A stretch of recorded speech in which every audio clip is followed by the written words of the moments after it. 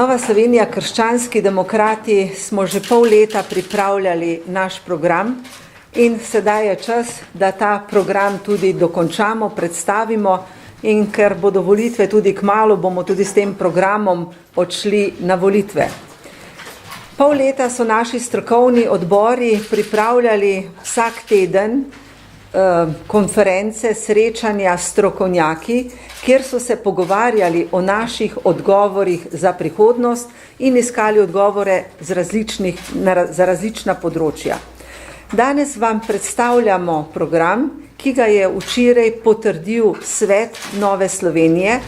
Ta program ni demagoški, pač pa realen in prinaša rešitve za Slovenijo.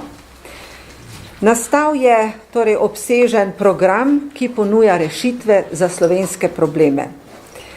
Temelji pa na načelih krščanske demokracije, na načelih krščansko-demokratske ekonomske politike oziroma na principih socialno-tržnega gospodarstva.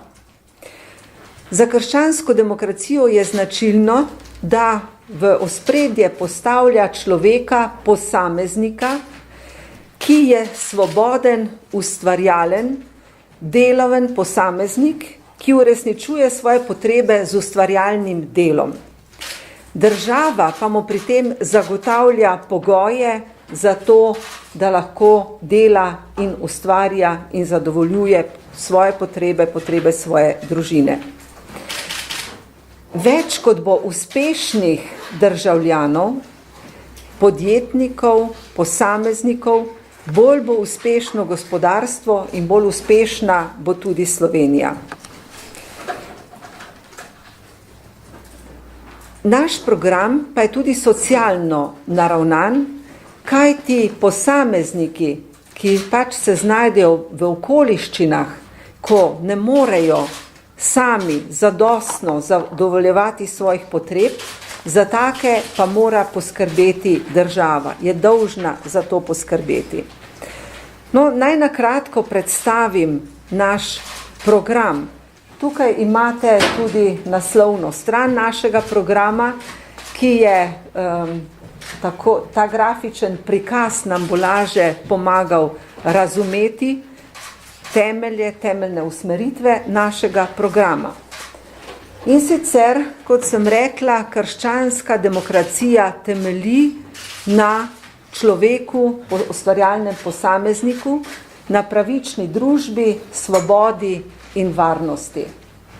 Temelj programa je krščansko-demokratska ekonomska politika in socialno-tržno gospodarstvo. In kdaj bo Slovenija uspešna, katere probleme moramo rešiti oziroma katere reforme moramo sprejeti, da bo Slovenija bolj uspešna. Mi pravimo, da naš program temelji na 3 temeljnih reformah. Prvič, nizki davki. Mi bomo uvedli socialno kapico, kajti dobre in strokovno usposobljene delavce je potrebno primerno plačati, sicer bodo odšli drugam. Nižja obdavčitev dela, zato da bo ostalo več denarja za razvoj. Nižji DDV, vendar želimo zbrati več davčnih prihodkov, ampak zaradi rasti gospodarstva, ne pa tako, da bomo gospodarstvo dodatno obremenjevali. Torej, z nižjimi davki bomo omogočali rast gospodarstva. V Sloveniji je še veliko neizkoriščenih možnosti, ki niso nujno povezane z denarjem. Tako smo ob obiskih Nove Slovenije na terenu velikokrat ugotovili, da nas ovirajo pri razvoju tudi prezahtevni administrativni postopki. Zato se bomo zavzeli za enostavne postopke in sicer za krajše umeščanje objektov v prostor, kar bo prinašalo nova delovna mesta, širitev proizvodnje. Srečali smo veliko podjetnikov, ki imajo zemljišča, ki imajo denar, ki lahko prodajo svoje proizvode, vendar tako dolgo pridobivajo dokumentacijo, oziroma jo težko pridobijo in zaradi tega tudi ne morejo širiti proizvodnje, zaradi tega ne morejo ustvarjati nova delovna mesta in nastaja velika škoda.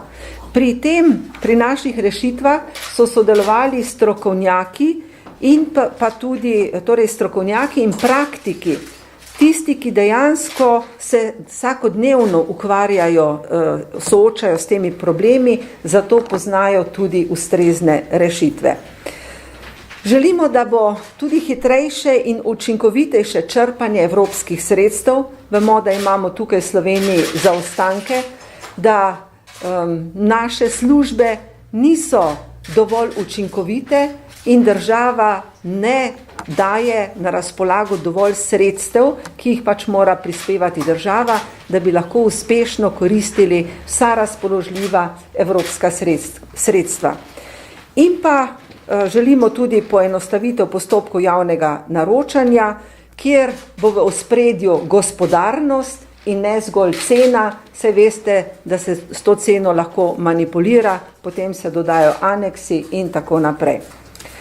Zato pravimo, da mora biti javna uprava učinkovit servis za ljudi, uradniki pa morajo tudi odgovarjati, če so njihovi postopki predolgi, če so neučinkoviti, torej morajo biti tudi materialno ali celo kazensko odgovorni za neučinkovitost in zavlačevanje postopkov. In tretjič, želimo odprto gospodarstvo, privatizacijo. To pomeni, da želimo, da podjetja, ki so sedaj v državni lasti, dobijo odgovorne lastnike. Samo odgovorni lastniki so tudi gospodarni, skrbijo za podjetje tako, kot je treba, mislijo na razvoj in pa tudi se zavedajo, kako pomembno je ustrezno plačati delovno silo. Zato tudi na tem področju predvidevamo kar nekaj reform.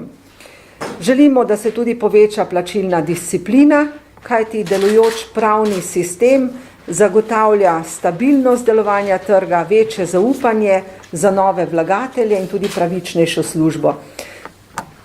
Tudi pri svoji prejšnji funkciji sem se srečevala s posamezniki, podjetniki iz tujine, ki sem jih vabila k vlaganjem v Slovenijo, pa sem večkrat dobila odgovor, da bi to naredili ali pa so že naredili, vendar so predolgi postopki pri nas in pa tudi plačilna nedisciplina in pa sodstvo ni dovolj učinkovito, da bi čutili, da je njihovo premoženje tudi dovolj zavarovano.